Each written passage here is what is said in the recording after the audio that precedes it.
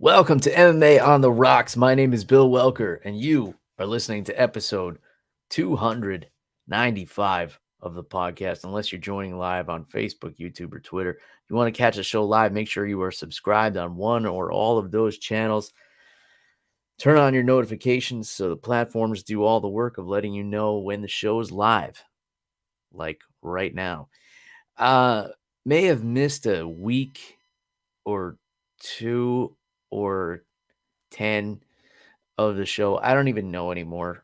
Um, it's 10:13 at night. It's Sunday, October 23rd. My wife's birthday. Very happy birthday to my lovely wife, of course. Um, and don't think I'm doing this in lieu of spending time with her. She's fast asleep. So I waited until she knocked out to go ahead and do this. A lot's been going on. I feel like there's barely going to be any MMA talked about on this show. So if you're looking for a thorough breakdown of UFC 280, you may want to look elsewhere. A lot to get into. There's a lot going on in my life. Before we get to any of that, let me introduce the world traveler, the man with many new stamps in his passport. But most importantly, he's coming to you from the Garden State. That's right, folks. It's Jeff, the animal, Wilson. Jeff, I feel like it's been ages since we've done this, my friend. How the hell are you?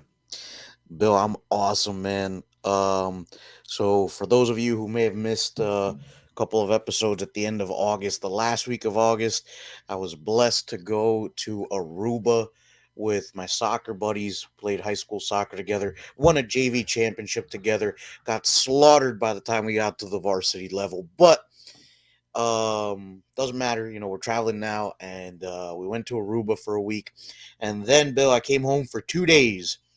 uh got home a Wednesday night, so I was home Thursday, Friday, Saturday of that week. I had to fly out to Peru. I went with my pastor on a missions trip. So it was awesome. The food was awesome, Bill. We were well received by a lot of great families in Peru, and Bill, I didn't realize how different it was, man. It really humbled me because we live in this awesome country where you can come here, start with nothing, and build yourself up. And I forget that in a lot of countries you don't have that. There's only two classes. It's either you're poor or you're rich, and you do not switch classes. If you're born poor, you're staying there. You Mm-hmm. might get yourself a little bit of land, but you're never gonna have anything like a savings account or money in that savings account. It's all towards family and bills. So I was trying to be humble out there. I was because I know how good I have it here in the United States. And when I got fed, I ate some food that I'd probably never eat out here. And a big thing that I made a point out of was, one, finishing my plate whenever possible, and two, just trying not to complain, Mm-hmm. because I know how good I have it out here. And I was telling you guys earlier, Bill, I slept in the church. I slept on the floor. I just took out a mattress and put it right on the floor, put a bed sheet over it. Dude, I was happy as a clam, man. I was a happy camper. Um, just because, one, I got some one-on-one time with my pastor, and we had like a father-son relationship out there. It was awesome. It was like being in college, dude. Like at night we would just eat ramen and eggs, whatever we could find. Uh, and it was just so much fun. I met some really awesome people, people that I still keep in touch with even now that it's been a month that I've been back. And I just felt so welcomed by everybody. So I definitely want to go back, Bill. I'm planning on going back in January for some more mission stuff, to help out at the church there, and to eat some more good food, man. I ate gooey, Bill. Excuse me. And gooey is basically what we call a guinea pig, Bill. Mm-hmm. But Bill was absolutely delicious. Tasted like chicken. And I don't know if I could do it, man. I don't know if I could pull the trigger on the Kui. oh, Bill, I dove into it, man. I attacked that thing like a great white shark going after a seal, man. Um, I believe he probably worked up an appetite sleeping on the floor of that church. Dude, you know what's weird is when I got back, people were telling me that I looked a little smaller, which is weird because, dude, in Peru, we were eating like 3 plates of food at a time, man. Like, there was just one plate of just rice, and I was like, my God, I'm gonna have to train jujitsu for like 3 months just to get back to base, man. They Like, do like their rice, but but I imagine the guinea pig isn't very filling. Can't be a whole lot of meat on those things. yeah, that was my biggest concern, Bill, was how much meat was on these things. But surprisingly, there was a good bit of meat on them, and dude, they're a good source of protein. So, Bill, the retirement plan, it went from selling avocados in Puerto Rico, but now I want to raise these guinea pigs, these cuy, in Peru, and then grill them up on Sundays. So here's a semi MMA related question. Since you're a native Spanish speaker, Jeff, what does "cuy" directly translate to, and how is that related to El Cucuy, the boogeyman, Tony Ferguson? Can you explain this to us, English speakers, Jeff? Well, a cuy is actually a guinea pig. Um, and Bill, ever since eating them, I can't look at guinea pigs and hamsters the same way, man. Um, I just think about what they would taste like with some rice and some lemon and lime and some hot sauce. But so El Cucuy, which is Tony Ferguson's nickname, it's actually a type of monster. It's kind of like a chupacabra, boogeyman type of thing. So no relation, unfortunately. But Bill, I'm glad you But brought up. how? Wait, how is "cuy" a guinea pig, and you just add a couple of letters to it, and you get boogeyman? Bill, I don't make the rules, man. I need to know the etymology here. This And is this is gonna keep me up at night. Like, was there is the boogeyman like a giant guinea pig in Spanish culture? I'm not 100% on that, man. But We gotta I find mean, this out. We gotta research. We gotta get some boots on the ground on this one, Jeff. I I gotta know. Um, as you know, I have many personal ties to Peru because my wife's family is from there. My in-laws are actually there now. Um, and like you were saying, we have the opportunity to come here with nothing and make lives for ourselves, and that's exactly what they did. Um, my father-in-law, whom I respect greatly, came here from Peru and with not a whole lot to his name, and he was able to work his way all the way up to becoming a very successful doctor, pathologist specifically. Um, very well respected in his field. Very intelligent man, and he was able to work his way up, and he still um, is greatly tied to his Peruvian roots. He's introduced me to some awesome Peruvian food. Never had cuy, but I'll eat the fuck out of some lomo saltado.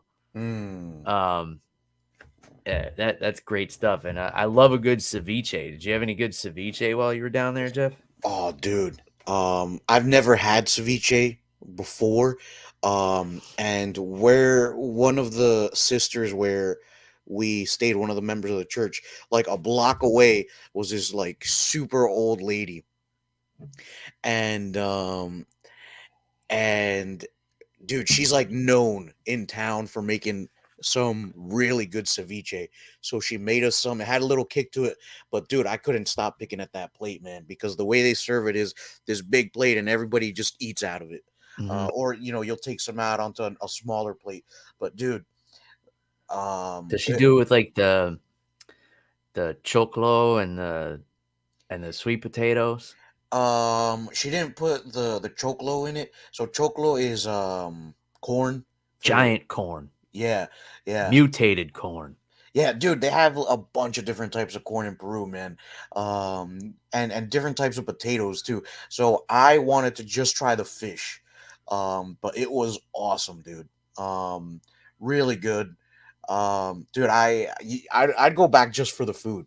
Peru is known for Mhm. having really good food.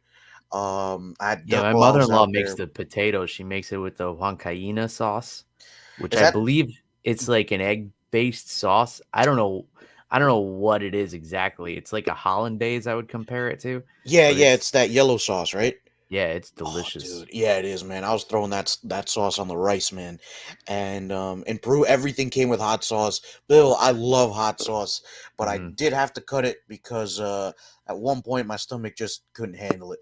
But the first Burn a like, hole in that church mattress, huh? oh yeah, dude. Um, but man, lots of good food from Peru. Um, Bill, I fell in love with Puerto Rico in April. I Wait, fell in wait, love with just Peru just in to stick August with the too. Peru. For those who don't know what we're talking about, ceviche is basically like an appetizer dish that is just raw fish. Um, and sometimes there's shrimp in it, but usually it's like a white fish. And they basically like douse it in acid, so like lime juice, Mhm. um, to kill any bacteria that might be in the fish. So it's kind of like a sushi soup, and yeah, it usually can come pretty spicy. And then they'll throw some of the choclo in it, that giant mutated corn. Sometimes there's cooked sweet potato in it. Um, there's usually like red onions. Um, but yeah, it's delicious. When you come down here again next time, Jeff, I'll take you to some of my local Peruvian haunts that my in-laws have introduced me to, and there's some really good ceviche around here. They know all the best spots. They like to go. My father-in-law goes to this one hole in the wall called Happy Fish in Tampa. He goes there once a week. Like Oh, he loves nice, it. Yeah, like dude. they know him there, and they pretty much bring the food to him as soon as he sits down. Like they know what he wants. Nice, dude. Dude, I would love to go with your father-in-law. Your father-in-law is just a really interesting guy, man. Like, Bill, you ever remember those like most interesting man in the world commercials? Dude, Yeah. I feel like your father-in-law could fit right into one of those, man. Oh yeah, yeah. He could do some. I've tried to encourage him to start doing some YouTube content. 'Cause he does have one of those voices where you just wanna, like, listen to what he has to say. Um, and like me, Jeff, he's a fan of the drink, which is why Mm, we get along so well. He likes the sweet stuff. He likes the rum. He introduced me to Zacapa rum, which is now my favorite rum as well. It's pretty much the standard gift that I get him for his birthday or for Father's Day. Like, it's not hard to shop for the man, get him mm. a bottle of Zacapa, and he's happy as hell. Um, But Bill, so speaking of birthdays, it's the wife's birthday. Bill, I didn't want to say anything, but I'm gonna say it's your birthday in 2 days. So, Bill, enough about me. What have you guys been doing to celebrate? Man, what haven't we been doing? We've been all over the place, and thanks for putting me on the spot there, Jeff. But yeah, um, I I'm at the age I've never been like a big birthday guy, and it kind of works out that the wife's birthday is 2 days before mine because we can always make it all about like celebrating her, and then we just kind of taper off with me. And then but my birthday's on a Tuesday, and it's like I don't know, not too much going on there. But yeah, we just got back from a weekend in Orlando.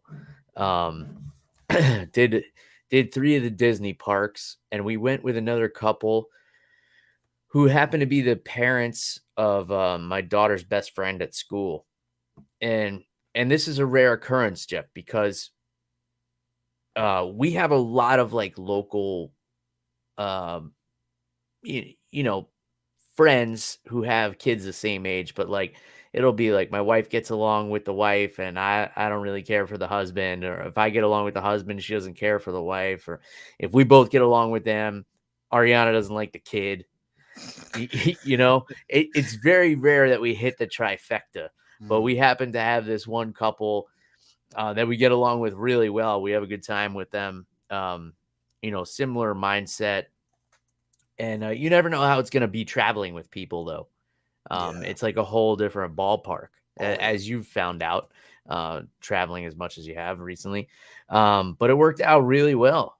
Um, we stayed at the same hotel, and we traveled to the parks together. The kids like all the same rides pretty much. And we were just, boozing it up. We did Epcot, Magic Kingdom, and we did Animal Kingdom today. Um, and I drove back with the girls knocked out in the car. Everybody had a really long weekend. I don't know how I'm still going, Jeff. I'm running on fumes and whiskey right now. But the important thing is the wife had a blast. She wanted to go to Disney for her birthday. So, of course we have the annual passes, and of course the daughter's not going to argue with a 3-day trip to the most magical place on earth. So that's what we did there. And we celebrated thoroughly throughout the weekend. We had a good time. We even we even we were even a little flexible with the diets. Jeff took in some sugary treats here and there, um, and really let loose. And it was a good time, and it was really fun to see the kids having fun together, because usually it's just the three of us, and we always have a blast. But it was nice for my daughter to be able to go on rides with another kid her age and stuff. And um, it's one of my favorite things, to be honest, just seeing her experience all that, because I didn't get to go to Disney World as a kid. I went one time. I was like 8 years old, I think. My parents took me, and I still remember that trip. So it's kind of cool that we get to do this so frequently, with my daughter, and she gets to have all these memories, and now starting to make trips with her friends and stuff. So it's cool. It added like a whole other layer to it, and the wife had a great time. She had a great birthday. So that's it. I feel like I did my job, Jeff. Bill, that sounds awesome, dude. And yeah, man, when I was a kid, maybe like 10 or something, my dad packed all of us up in this van, and the family, because dude, my dad has had like 12 different cars since I was a kid. So Oh, I know. He's had 12 distinct cars since I've known you, I think. yeah, I think that's a fair assessment, dude.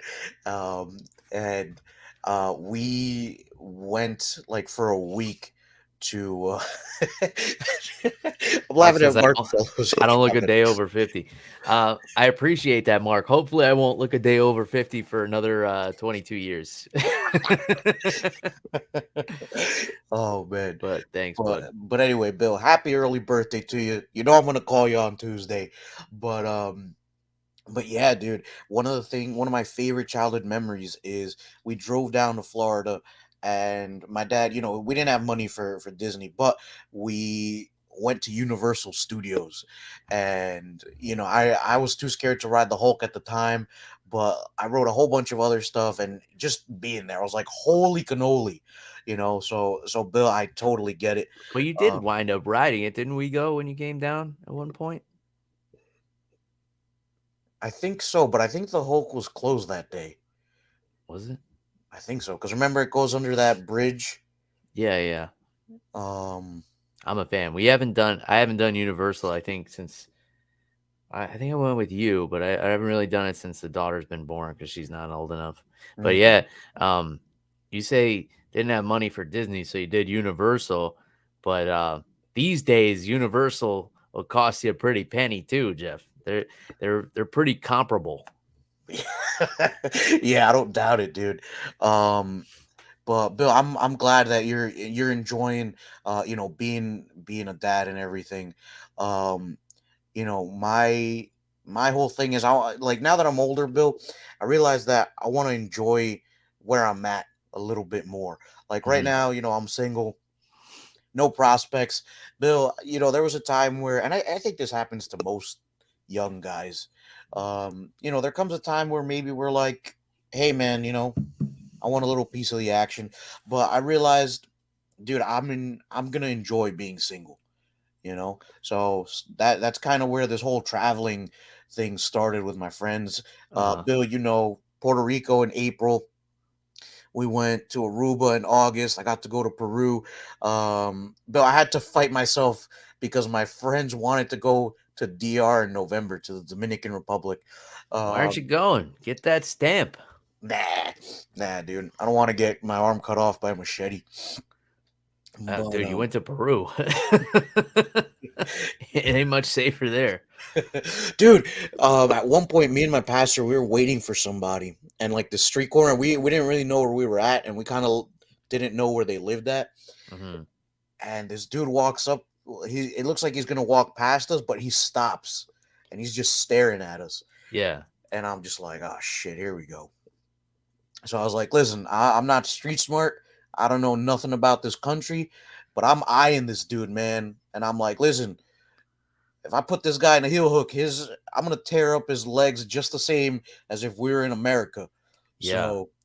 So in my head, I'm just like, man, I'm just like, God, dude, I'm praying. I'm like, dear God, do not let this guy try anything funny, because I don't want to have to rain down punishment with my hands on this guy. And the thing about it too, Jeff, I think I warned you about this. There's no such thing as self-defense in Peru.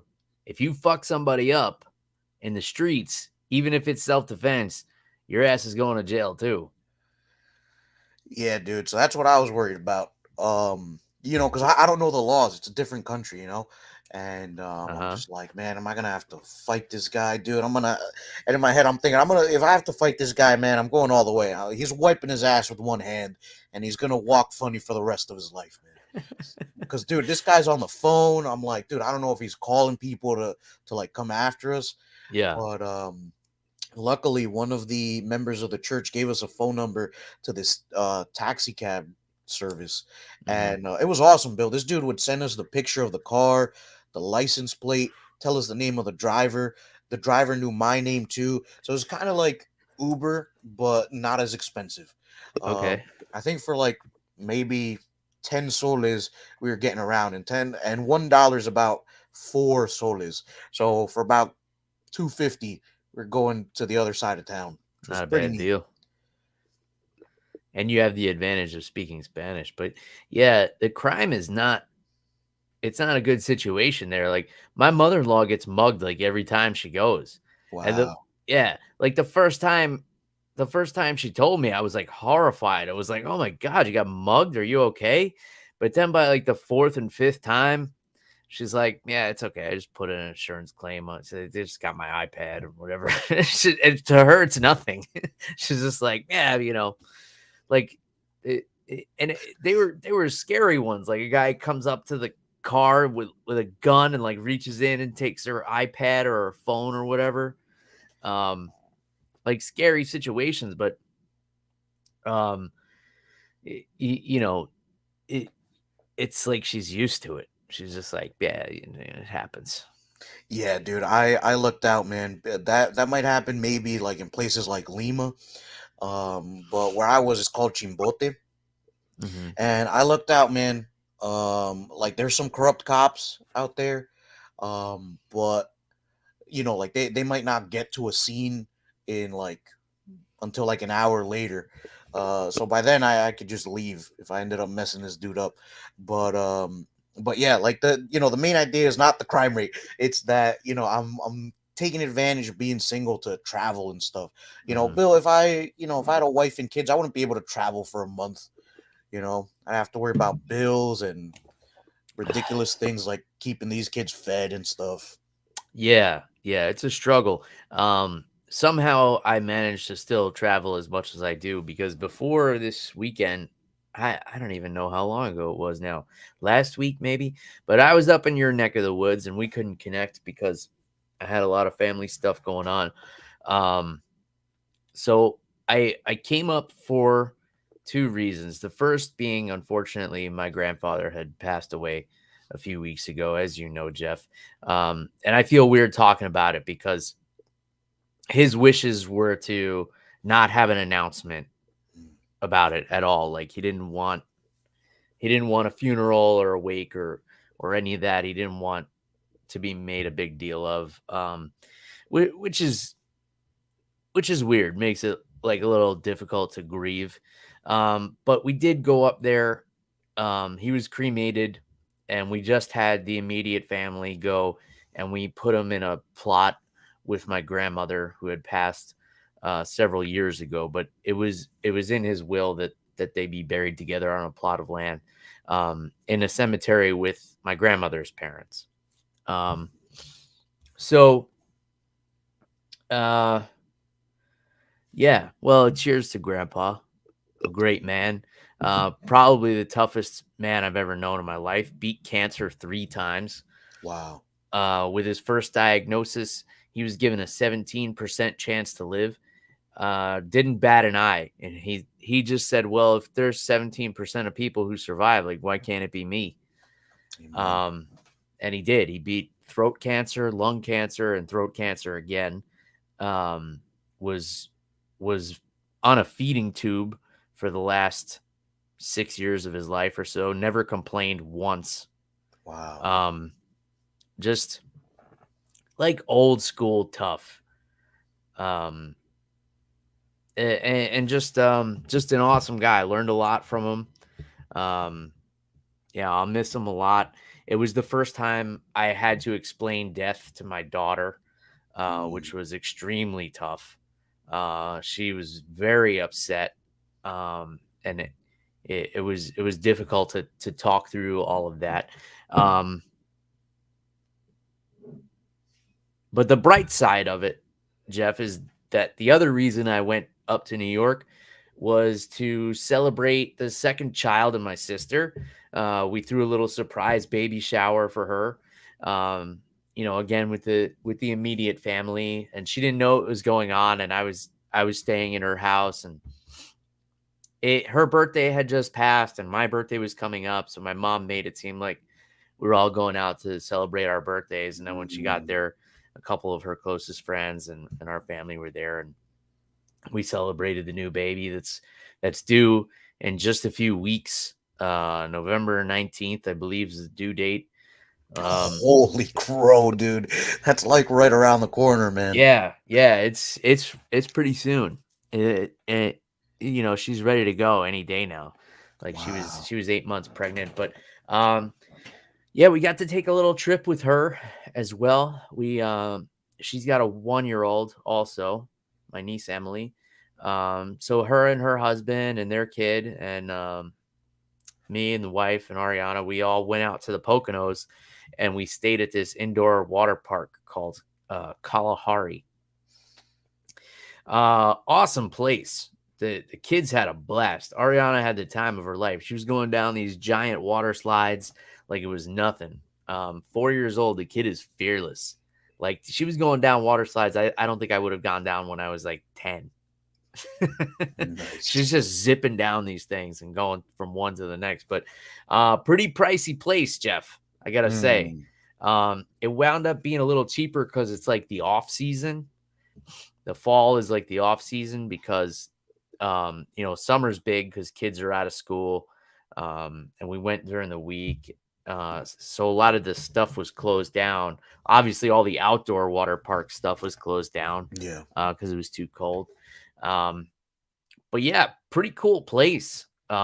It's an amazing structure. It's the largest indoor water park in the country.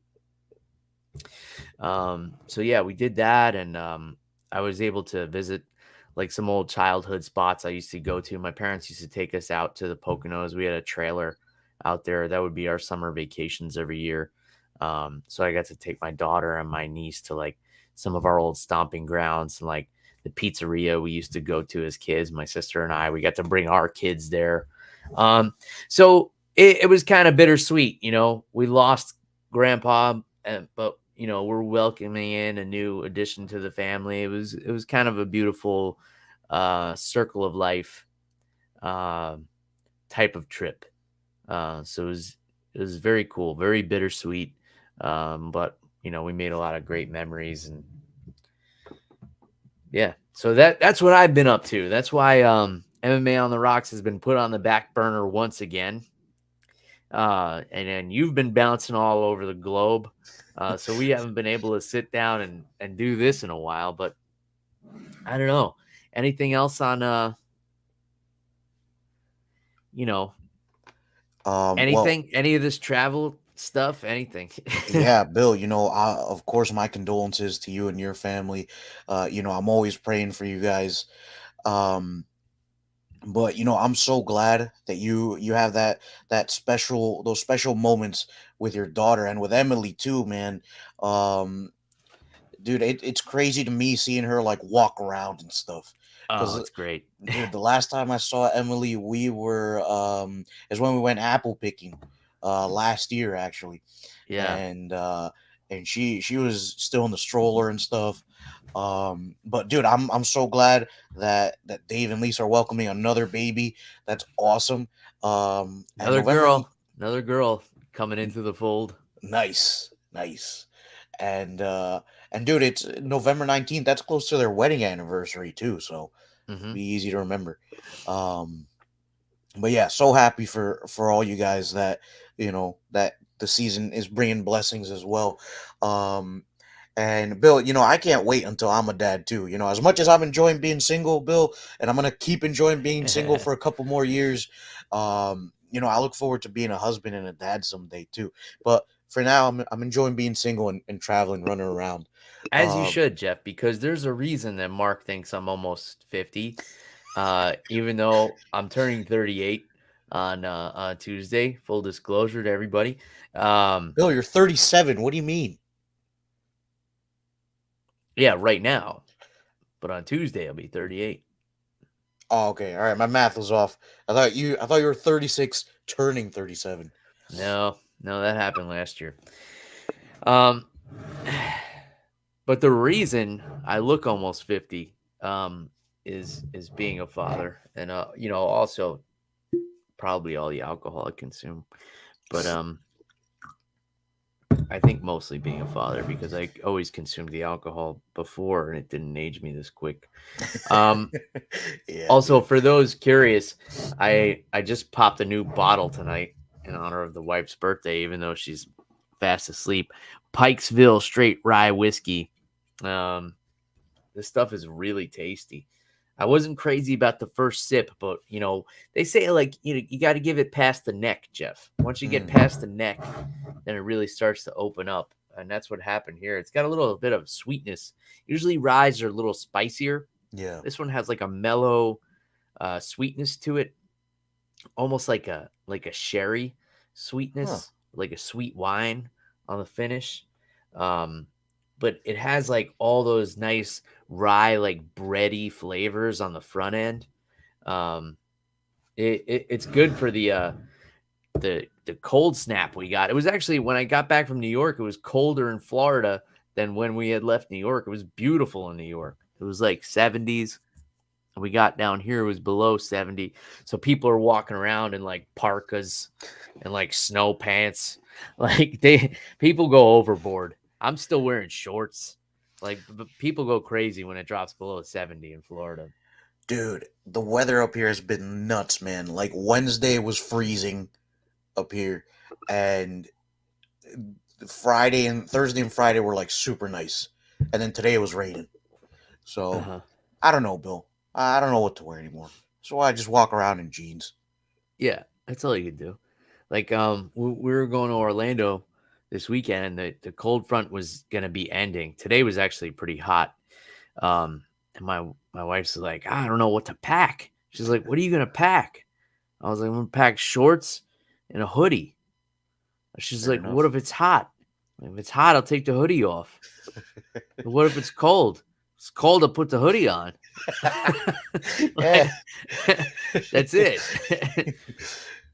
Like it's not it's not a complicated y- formula, but you know, you know how it goes. Like she packed like a full blown suitcase, like we were going to Europe for a month, um, and then bought more clothes while we were there. Oh God. So like I got her her favorite ride at Disney is the Haunted Mansion. So I went into the Haunted Mansion gift shop with Ariana and she picked out a gift for her mom and she picked her out a Haunted Mansion hoodie Nice. um, that she loved. Um, So yeah, we went home and we didn't end up wearing hoodies at all because it was warm. So we went there with a bunch of hoodies. We came back with more hoodies. We wore none of them, but we had a great time. So I guess that's all that matters. Oh my gosh, dude! Last thing I want to say about Peru, because I know I'm going overboard, but dude, I couldn't. So we were there for 3 weeks in September, dude. I could not believe how cold it was in Peru. Mm, Um, I figured it would get a little cold, so I brought a hoodie, in case it hmm got cold at night.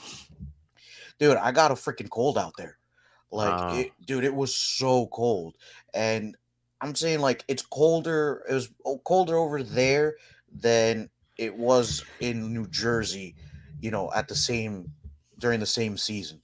And people over there, they were like, "Oh, does it not get this cold in the United States?" I was like, You don't know the cold, dude. Like when you can feel the snot in your nose freeze, that's what cold is, okay? was it that cold? No, and this is what I was telling them. I'm like, that's how cold it gets in the United States. Uh, What I mean is, it was colder than I would expect a country in South America to get. mm. Like I totally underestimated the cold, and I Did you told order them, the culo de pato, Jeff? Bill, that means duck's butthole. Yeah. I mean, you ate a guinea pig. Yeah, but Bill, eating a duck's butthole. Come on, I'm not a barbarian. Come on. I saw the pictures of that guinea pig, Jeff. It looked like a little, like it was like. Yeah, it looked like a rat, dude. That first one, I was like, "This is it, man." The very first one I sent you, where you can like make out its features, that was the first one I ate. It was at a restaurant. But dude, the best cuy that I had out there. Okay, this is the absolute last thing I'll say about Peru for this episode. But The best cooey. the best cuy I had out there was made by this woman from the church where we were. She actually used to be like a maid in Italy for this couple, so she would cook for them, and like she would cook these like world class meals for them because she was getting paid good money for it. And she came back to Peru to take care of her parents, because they're ailing a little bit. But dude, she could cook, man. That cuy that she made, well, she like slow cooked it so the skin got all crispy, dude. Dude, I was asking for seconds, man. I didn't want to be rude, but I would, dude. It was so good, man. Needed it. And like the thing with cuy is if you eat it like after like fasting, for example, it'll put you out, man. It Mm, sends a little bit of, because of how like rich it is. mm. It's full of protein and stuff, so I definitely needed a nap after fasting Oh and yeah, guinea pig eating always one. makes me sleepy. Yeah, but Bill, now I can't look at household pets the same way, man. I know. Bill, I feel like if I get a pet, I don't know if I could have you over the house now. You're gonna be like looking to throw it on the barbecue. I mean, I would shave it first and then see if we can make some jerky out of it. I might not be opposed to that. But I've yeah, been Bill, growing now, up some wild now, stuff. yeah, dude, now I have to try alligator and frogs. Oh yeah, alligator's not bad. Yeah, it probably Um, tastes like chicken. no, no, it's got a distinct flavor, and it, it, I gotta disagree with you on this too, Jeff, because you told me earlier you had duck for the first time and you thought it tasted like chicken, and I don't think duck tastes like chicken at all. I mean, it tasted I'm not, like meteor chicken to me. and I'm not just talking about the butthole either, like the whole duck. Like a duck breast is like dark meat, whereas a chicken breast is like light meat. They're like two completely different flavor profiles. I don't know, Bill. I mean, I had goat while I was out there too, and that tasted like chicken too. Maybe they just kept serving you chicken and they were telling you it was exotic stuff. Bill, I'd be very disappointed if that was the case. All right, now let's save the goat for us. Give him the chicken. Anyway, Jeff, we're 40 minutes in and we've barely mentioned MMA. There was a pretty big pay per view this weekend. I was at Magic Kingdom while it was going on, and I was like, I told you we were with this other couple, so we were on the ferry boat, like because you have to at Magic Kingdom, you have to park your car, and then you have to either take a ferry or a monorail to get to the park. It's quite annoying, especially when you're trying to leave and it's crowded. because you got to wait. It's my biggest pet peeve about the place. But so we get on the ferry boat and it's 2 stories, and the kids want to go up top so they can see everything. And I was like, I'll stay down here. I'll watch the strollers. You guys all go up there. And they're like, oh, thanks. And they come back down, and I'm watching the fights on my phone. It was the Volkan Ozdemir and Nikita Krylov fight, and it was so good. We're like walking off that first round was wild. I don't know if you caught this fight. Hold on, pull up this card because I fucking missed it, man. I'm very angry because, dude, I'm starting to hate these Abu Dhabi cards only because of the times. Okay. Yeah, and it was hard to even find. Like, after the fights are over, I don't want to pay for a pay-per-view. Like, I'm Right. not paying for something that's already done, but it's hard to find anywhere that you can watch the fights. I wish, like, after it's over, they would give it for like half price or something, or like, the next day, give it for like $20 or something, because the results are already out there. I don't want to pay the full price, but I still want to watch the fights. So For sure. UFC, if you're listening, this is what we need for those of us who have kids and stuff and can't watch these midday cards. Like, I'll still pay for it, but I don't want to pay the full pay-per-view price when, like, it could easily be spoiled for me. Yeah. So yeah, I'm on the ferry boat and I'm watching Nikita Krylov and Volkan Ozdemir. One of the best first rounds I've seen. It was like a Hagler Hearns first round. Like, these guys both almost knocked each other out several times.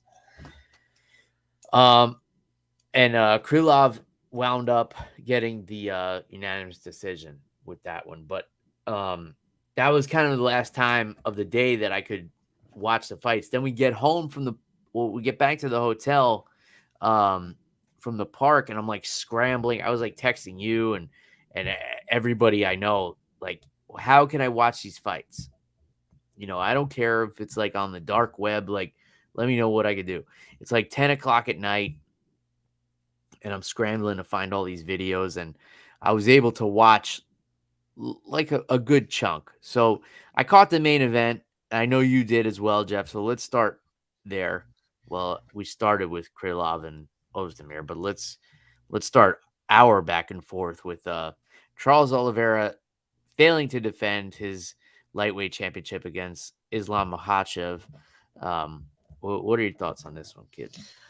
Bill, I did not see this going the way it did, man. I felt like Islam Makhachev, I thought it was too much too soon for him. And this is the only fight that I saw live. Like, I didn't realize what time the card started, and I was like, you know what, these Abu Dhabi cards we're not in the same time zone. Let me see what time it starts. So I tune in, and this is the fight that's on. I'm like, crap, I missed the whole card. But dude, did not expect this to go the way it did. I thought Charles Oliveira would have an advantage somewhere in this fight, maybe on the feet. Didn't really see the advantage on the ground only because of Makhachev's wrestling. He trains with Khabib. He's one of Khabib's disciples, essentially. So I felt like if Oliveira was going to have an advantage anywhere, it was on the feet. But Bill, once that bell rang, I didn't see Makhachev have trouble anywhere. Yeah. He finished the fight on the ground in the second round, gets him with this arm triangle. But that started from this nasty left hand that dropped Oliveira. And in the first round, he caught him pretty hard too. Didn't knock him down in the first round, but there were definitely some shots that got through where Oliveira was visibly, wobbled a little bit. So dude, I'll be honest with you, Bill. Love that Makhachev won just because it mixes up the division now. Charles Oliveira had wins over the other top 5 guys. The remaining 4 of the top 5 rankings, Oliveira has already beat those guys. So with Makhachev being champ, it opens up a whole new matchups. But dude, I was really shocked, man. Makhachev looked like he looked like he was the champ defending his belt. Do you think, and you're telling me this before, like, you like it from a marketing perspective when we were talking on the phone earlier. You look at it from a marketing perspective because Oliveira has wins over those top 5 guys. Do you feel like it's the division is as exciting as it was when Khabib was on top and everybody was kind of jockeying to get that shot at Khabib? Are you getting those kind of vibes? Because personally, I'm getting a much more watered down feeling. I don't know what it is because Makhachev is actually a more exciting fighter than Khabib. Like he finishes more fights, he's more aggressive, but I don't know what it is. Like the division just feels like it's been deflated a little bit, and I can't really put it to words. But do you know what I'm talking about at all? No, I know exactly what you mean, man. And it feels like I think the way you phrased it was great. A watered down version of when Khabib was champion. And Bill, I kind of feel like that too. It feels like this is the kid friendly version of when Khabib was champ. And I think that has to do just because Islam Makhachev, he's a little bit more soft spoken Hmm. than Khabib. Because you have to remember, one of Khabib's iconic moments is not him beating Conor McGregor. It's him jumping over the cage to go at whoever that jujitsu coach he had was. I can't even Dylan remember his name. Dennis.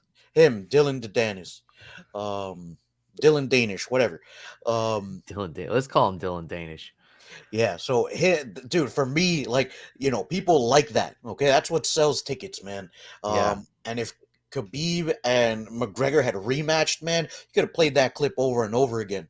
You Oh know, yeah. McGregor throwing the hand truck into Yeah. towards stuff like that.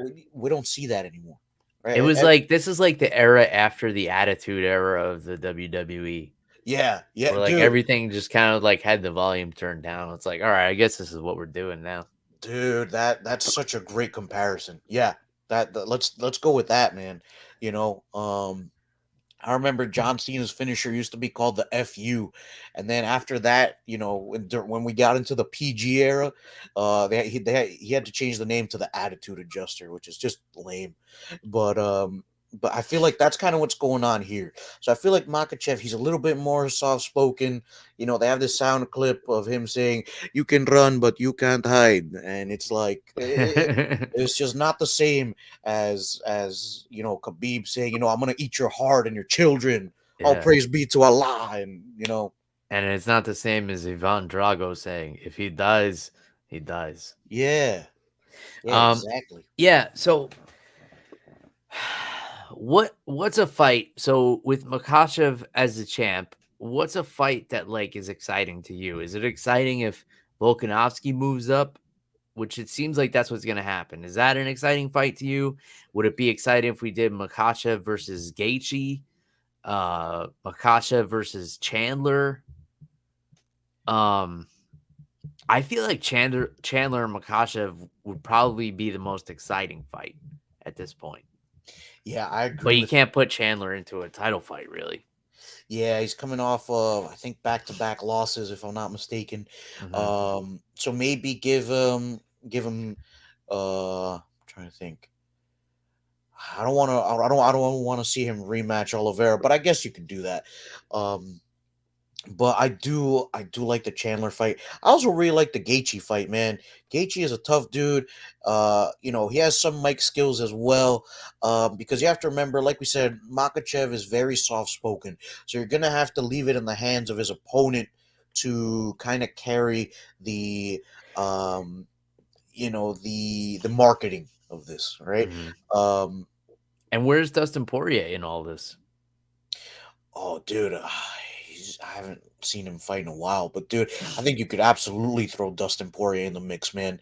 I mean, he was on a hot streak for a while, um, So and if Volkanovski takes the Makhachev fight, are we doing Poirier and Oliveira? Because I'm not mad at that fight. I didn't think of that, but I like that fight too.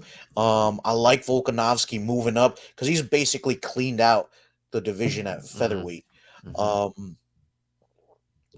I'm sorry, at lightweight. This is featherweight. No, I had it right the first time. Featherweight. Strike that. Reverse it. Yeah. Bill, just edit out the last like 7 seconds. I don't But edit, but go ahead. all right, perfect. So So yeah, Volkanovski, like we said, clean out the division at featherweight.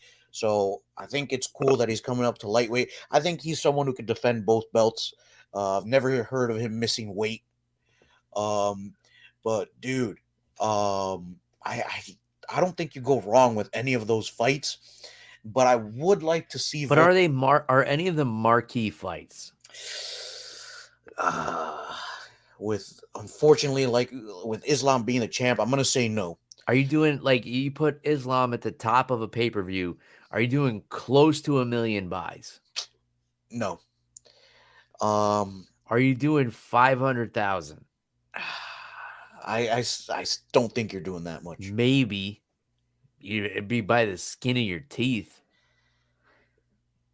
And like the dude's a bad motherfucker. I don't want to take anything away from his skills. It's just Yeah. it just doesn't have the allure. And I can't really explain to you why. Like it's just not there. Yeah, and it's nothing against him. I think it's just now the standard for the lightweight division is Khabib. You have to remember Khabib never lost. Yeah. And I think you identified exactly what the problem was. Like we knew who the best guy was, and then he just stopped. And we rarely experience that. Like nobody goes out on top unless you're like George St. Pierre. Right. This never happens. Like, look, fucking Anderson Silva was the UFC was done with him. He's like, oh, I'm gonna go box now. Like he wouldn't go out on top. Who knows what's gonna happen with John Jones or any of these greats? Like, look how you think of the greatest of all time. Like, look how Randy Couture's career ended. Like they had to drag him out of there. Nobody did this. And I think Khabib is what took the wind out of the sails of this division. And I feel like we're in this position where it's like, all right, are these guys all competing for who's the second best guy in the world right now? Because Khabib is still like at a very competitive age. He's still out there, but he's not going to compete again. So it's like it's almost like with this division, which used to be the most exciting division in the sport, it's like, well, what are we doing here now? We know who the best guy is, but he's not in it anymore. And I think that's like a weird thing to cope with. Yeah, for sure. And me personally, I wanted Khabib to get to 30 to have it an even number. But dude, like you said, I mean, we still talk about George St. Pierre when it comes to the welterweights. Kamaru Usman, back when he was champ, he was tearing through everybody. People were wondering, could he beat George St. Pierre? Mm-hmm. And people are gonna ask this question about Islam Makhachev. Um, Unfortunately, we're never gonna get that answer. Well, the answer is out there. Like they've been in a room together. They know who the alpha is between the two of them. They know, and a handful of other people at AKA know. Like it's Khabib or it's Islam. Like they've sparred together. Like they know who's better, but we don't know. And because we don't know, that's what kind of sucks the life out of this division. Mm. But anyway, too much time on this one. Let's get to the co-main event, which was another title fight in probably what is now the most exciting division, the bantamweight division. Would you say, all right, so of course, we're talking about Aljamain Sterling defending his bantamweight championship against the former champ TJ Dillashaw. Unfortunate set of circumstances here because Dillashaw dislocates his shoulder in the first round. He's able to get it reset on the stool, pops out again in the second round. In the meantime, he gets completely dominated by Aljamain Sterling. Was this more unfortunate for Dillashaw, who lost the fight, or more unfortunate for Aljamain Sterling, who just cannot catch a break when it comes to his narrative as the champ?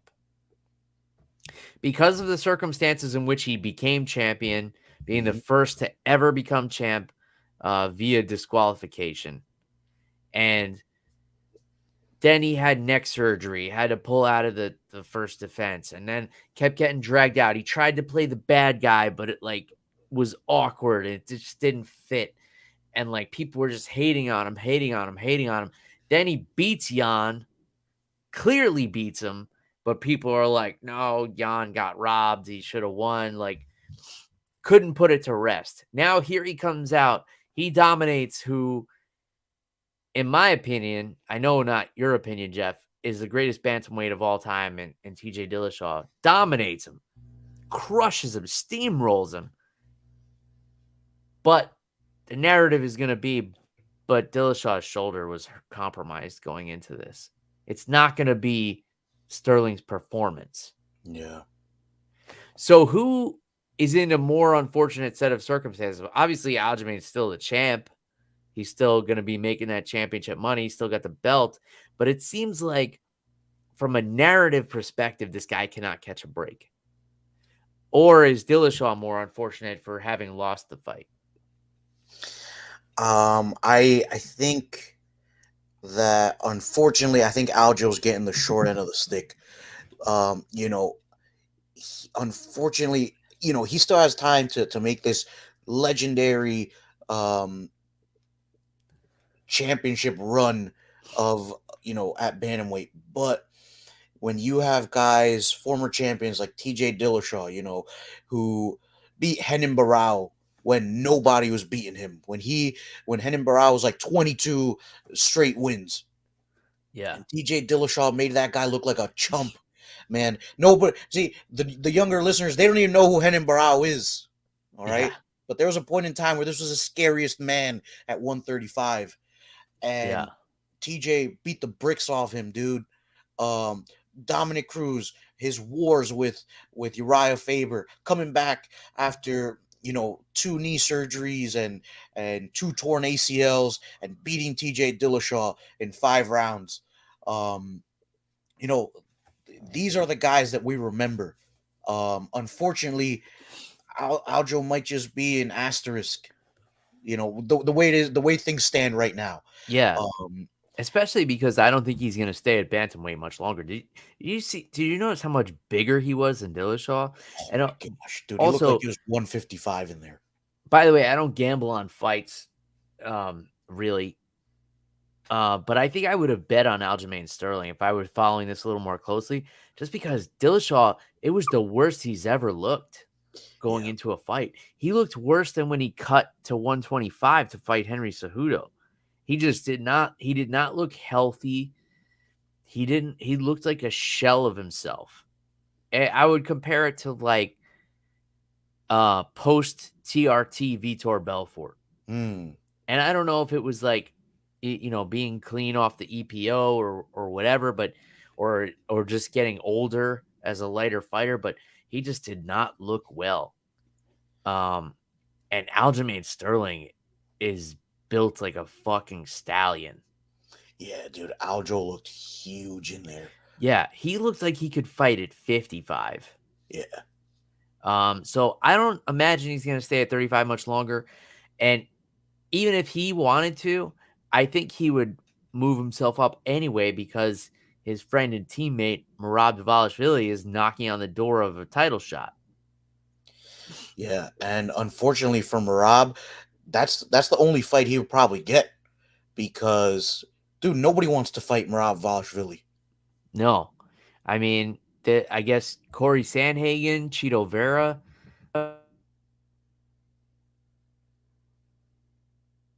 Bill, I lost you.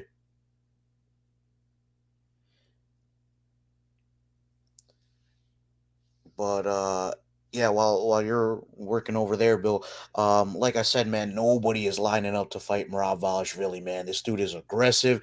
He can grapple. He can strike. He has power in both hands, dude. I mean, I think the only fight he'll be able to get soon is Aljo. Because I mean, look at Sean O'Malley. Well, they won't fight each other. Can you hear me now, by the way, Jeff? Oh yeah. Yeah, they won't fight each other. They've already said it. So let's say Aljo moves up, and like Mark says, Dana mentioned Henry Cejudo. He's back in the testing pool. He wants to fight at 35. I guess you could throw him in there. So if Aljamain Sterling moves up, do you do Cejudo versus Merab for the interim title? Because that's a fun fight to me. Yeah, I mean, I you're would. kind of ignoring Corey Sandhagen. You're kind of ignoring Cheeto Vera. But maybe those guys fight each other. I kind of like Merab versus Cejudo Yeah, just uh, for the wrestling aspect. And I know I'm in the minority there. You guys don't have to remind me of that. But I would love that fight. yeah, I like that one a lot. Because you have to remember Henry Cejudo, he can throw hands too, man. Not just wrestle. When he beat Demetrius Johnson for the flyweight belt, man, he didn't wrestle until like the third or fourth round. Yeah. He was throwing hands for most of it. That's a really fun fight. And I and Merab has the record for most takedowns in the division, like by a landslide, by mm, like 400 takedowns. But wow, Henry Cejudo's an Olympic gold medal wrestler. yeah, Like he's one of the highest level wrestlers to ever do MMA. oh yeah, I would love to see how this plays out. Like, could Merab get him down? yeah, dude, that is a great question. I Mer- would Mer- love to see the answer to that. Merab's taken down everybody's ever fought. He's taken down Ricky Simone. He's taken Mm, down Dominic Cruz. Like he's taken down guys like who are legit wrestlers. He's never taken down an Olympic gold medalist. I like that fight. yeah, I like And then that let's one do too. Cheeto Vera and Sandhagen to see who gets the winner. Yeah, we could do that, but I think if I'm Cheeto, I'm waiting in the wings. Cheeto just knocked out the to me the greatest bantamweight of all time in Dominic Cruz, and Bill Dominic Cruz has never been knocked out before. At least to the best of my recollection, he's been tapped out before. Well, he's been TKO'd by Henry Cejudo, Oh, that's right, I but that forgot was that. because Keith Peterson smelled like booze and cigarettes. Yeah, fair enough. But yeah, he's never been knocked out clean, man. Because Cheeto, he hit him clean and he didn't get up from that. But anyway, all right, second time that Dominic Cruz has ever been knocked out. Um, I guess Well, selective memory, but wait, here's where it gets confusing, Jeff, because if Aljo moves up and Volkanovski moves up, do we have an interim belt at featherweight now? Who's Aljamain Sterling fighting for the featherweight belt? hmm, Aljamain Sterling, Brian Ortega would be a fun fight. nah. I think Aljamain Sterling versus Max Holloway would be an awesome fight. That would be awesome. Or Yair Rodriguez, Aljamain Sterling. Oh, that's a fun one. I like that. Actually, I think out of all three, I like that one the best. Yeah, see, this is what I'm talking about. All the excitement is below 155 right now. Yeah. These are the most exciting matches. Um, let's stay on 135 though, because we got two other top contenders that fought. Sean O'Malley split decision over Peter Yan. A lot of people upset about this one, Jeff. I'll be honest with you. I only saw the first round of this fight. I thought O'Malley won it because he Mm. did more damage, but I thought that the judges would have given it to Peter Yan. So having only watched the first round, like if the second two rounds kind of went like that, I could see why people thought Yan won. But I could see making an argument for Sean O'Malley again, based only on the first round. I thought, um, and this seems to be the consensus. Like Yan had 6 takedowns or something in this fight, but O'Malley did more damage. Under the new unified rules, which aren't really unified, like damage is king. Mm. So at the end of the day, I don't care. What do you think, Jeff? Um, dude, I'm not somebody who I'm not a fan of Sean O'Malley. I'm not on that hype train.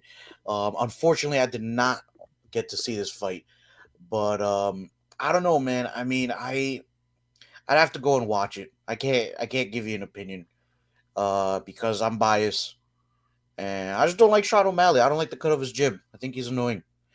I don't Um, really care for either of these guys, so that's why I don't have a dog in this race. So like, tell me who won. All right, but Sean O'Malley versus Aljamain Sterling doesn't excite me. That's what some people are talking about. I don't need to see that. Um, Give me O'Malley versus Sandhagen. Yeah, I'll You're watch kind of it. speaking my language.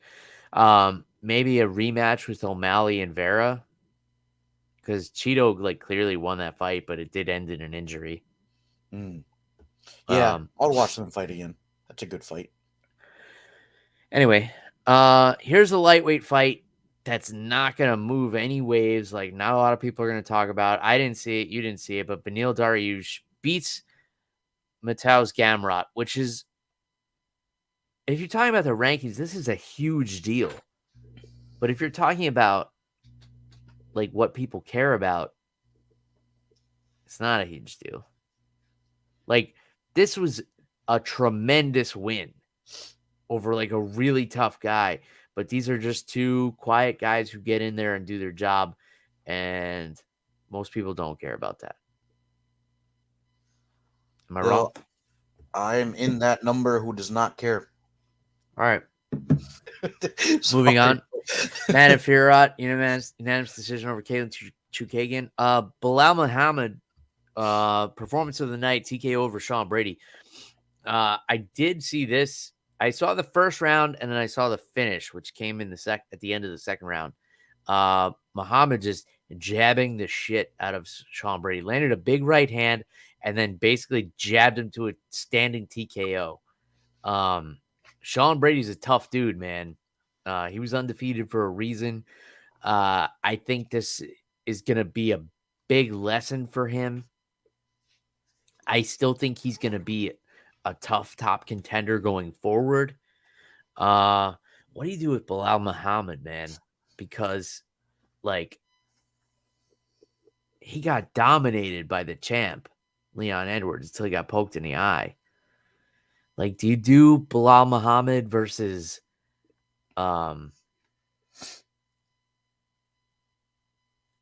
what's his name?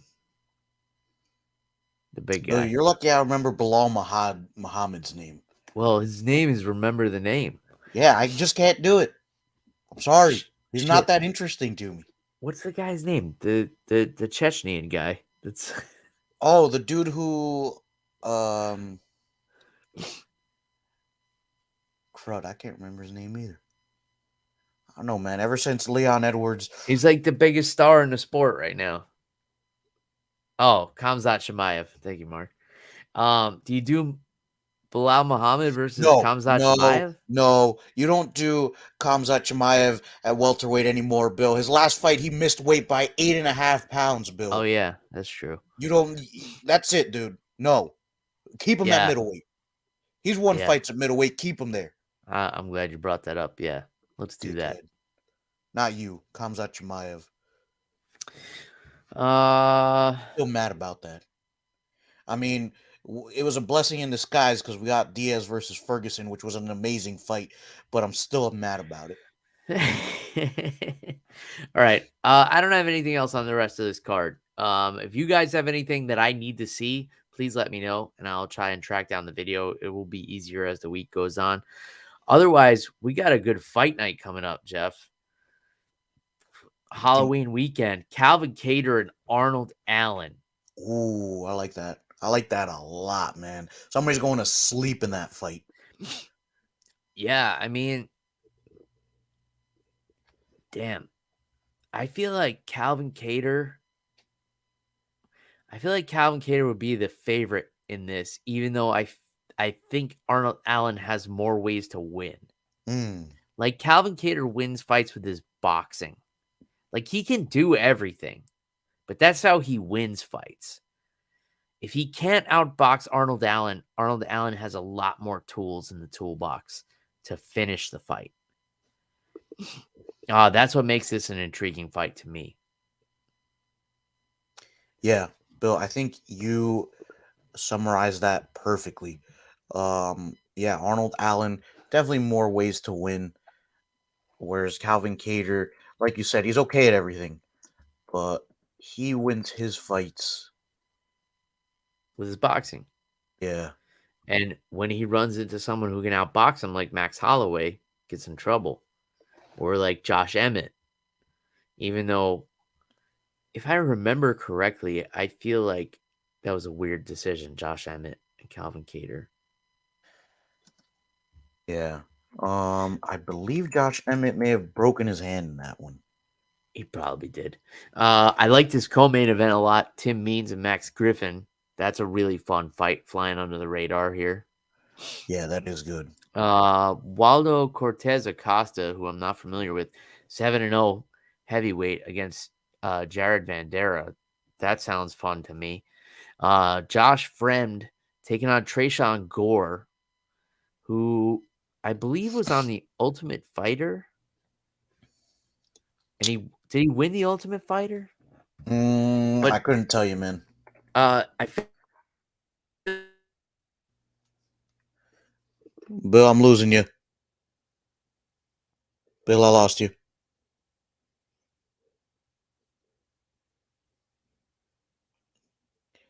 Well, while you're fixing that, Bill, I really like this light heavyweight fight. Dustin Jacoby versus Khalil Rountree. Bill, I'm gonna go right ahead while you're still muted and pick this as my sleeper fight.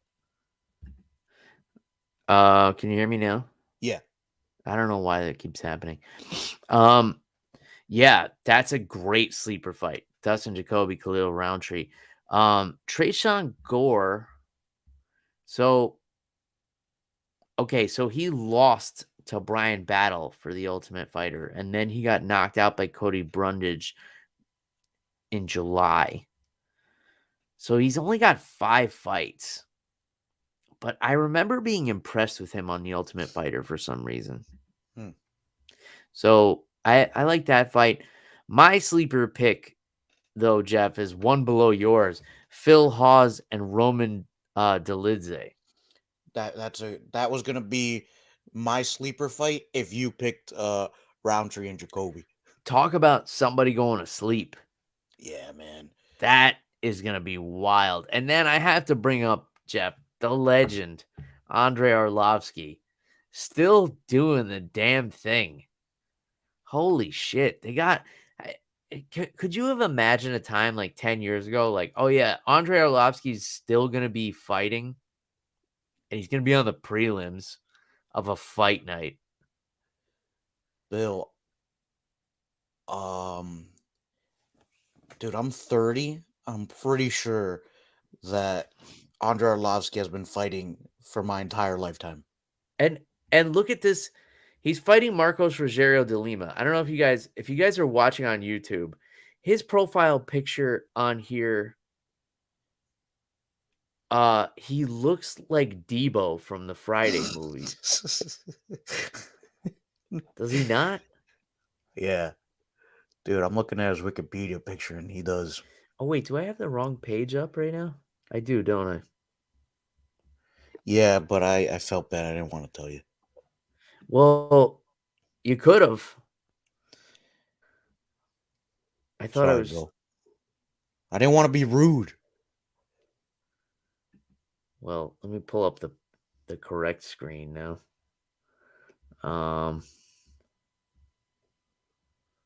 Which one is it? All right, here. It's this one. All right. Now I got the right thing. All right. So now let's look at Marcos Rogerio de Lima. He looks like Debo. Yeah, dude. He He kind looks of like looks like he's Zeus from the WWE. yeah, he looks like he's about to steal your bicycle.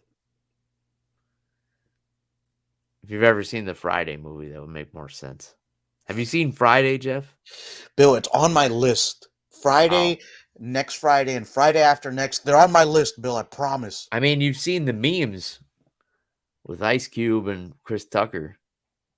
Yep. Damn. Yeah. Bye, Felicia's my favorite. All right, so Debo is kind of like the bully of the neighborhood. He like steals your bicycle and stuff like that. Nice. But anyway, damn, Andrei Arlovski. We got Chase Hooper's on here against Steve Garcia. And yeah, this looks like a fun card overall. I feel like these are going to be really good fights. Yeah, and this main event is sick. Yeah, man. I'm really looking forward to this. I don't know where I'm going to be next weekend. It's Halloween weekend. Probably got bunch of shit going on, but I'm gonna try and catch this one live for a change and actually do a proper podcast. It's not about like travel and and like family matters. Yeah, but it's fine, Bill. We need to throw an episode like this in every now and then. The people need to know how we're doing, Bill. I mean, we're these big, huge megastars. They might as well know about our lives. Yeah, I mean, We're listened to in 8 countries, Bill. it's more than that, Jeff. Yeah, Good. we're in last I checked, we're in at least like 25 countries. Good. We're big in Finland. Shout out to Finland. Cheers to you, motherfuckers.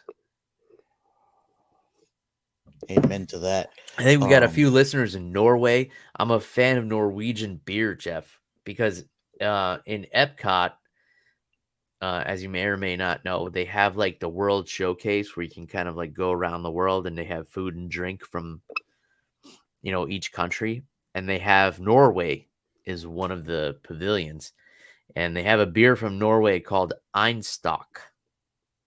And I was very happy they had it back because I think during COVID, they weren't able to get it. So it was actually out of stock.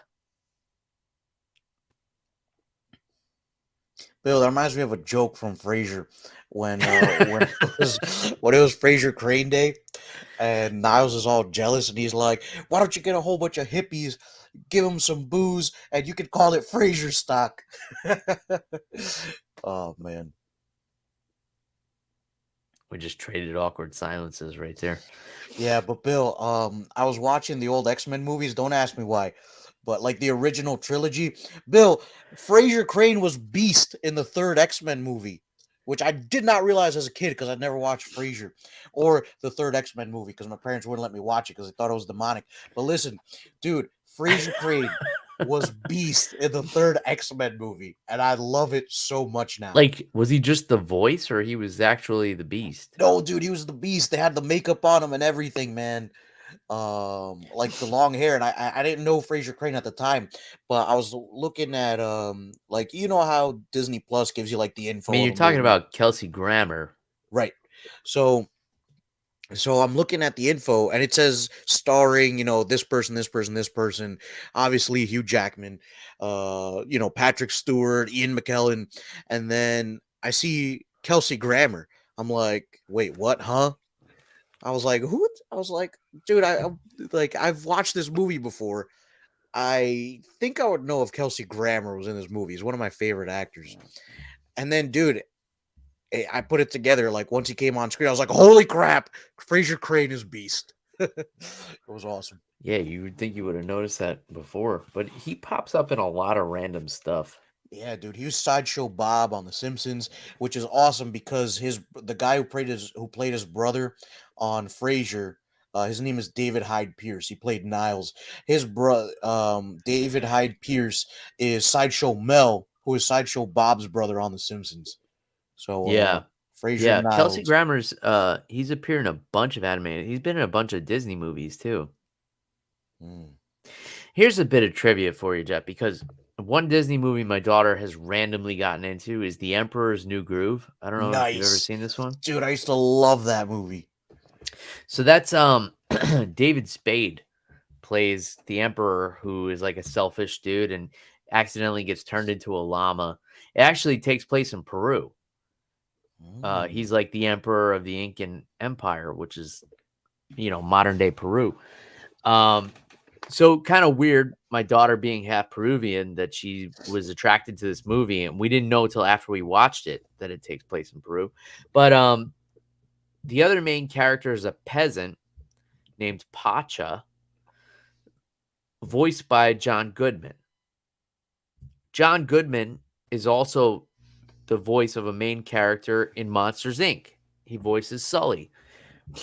Is he a dude with one eye, No, or is he the big fuzzy guy? he's the big blue fuzzy guy. Gotcha. So, to my recollection, John Goodman is the only actor to voice two main characters in Disney movies ever. Because he was a main character in The Emperor's New Groove. He was a main character in Monsters Inc. Now, there are people who have voiced, many different Disney movies, but has there ever been somebody who has voiced a main character for two different franchises? I think John Goodman's the only one. And I've had a lot of time to think about this, Jeff, because obviously I watch a lot of Disney. I watch a lot of UFC, and when I'm not watching UFC, I'm watching Disney movies. So I don't know. Can you think of anybody else? Nah, Bill, I don't have a daughter to force me to watch Disney movies all the time. So I don't have enough data for you. And you didn't even know Kelsey Grammer was in X-Men, so who am I even talking to? But if you guys could think of anybody, let me know, because I've been kind of racking my brain about this one. It seems kind of weird.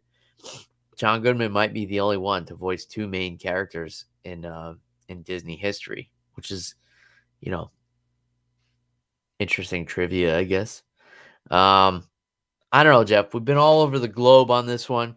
We got into a little bit of MMA, but it was mostly like travel and family and catching up. This was really just like you and I catching up on the past 2 or 3 months. Yeah. Anything else you want to get off your chest? Nah, Bill, I'm glad that we were able to get an episode out. I know, Sundays I'm pretty booked, but I'm really happy we were able to get this out. And dude, I'm ready. I'm ready for the next episode, man. Dude, this fight card next weekend looks awesome, and it's back in the United States. So I'm assuming that the start time is not like 2 p.m. on a Saturday afternoon. Let's hope. Well, you guys know about the Team Reaper gear. I'll put the links in the show notes if you want to buy some merchandise. There's all that. Reaper1.co is the website if you want to buy a t-shirt, tank top, or hoodie. I should probably get one of those hoodies eventually, Jeff. Maybe I'll buy myself one for my birthday. In any case, this was fun, Jeff. It's good to have you back on the show. We talked a little bit of MMA, but mostly personal stuff. Hope you guys enjoyed it. Please rate, review, and share whatever else it is you guys do, wherever you are out there, especially if you're in Finland or Norway or any of the other 20 some odd countries that you're listening to us for some reason. And that's all we got for this week. Until next time, whenever that may be. Cheers, everybody. Goodbye.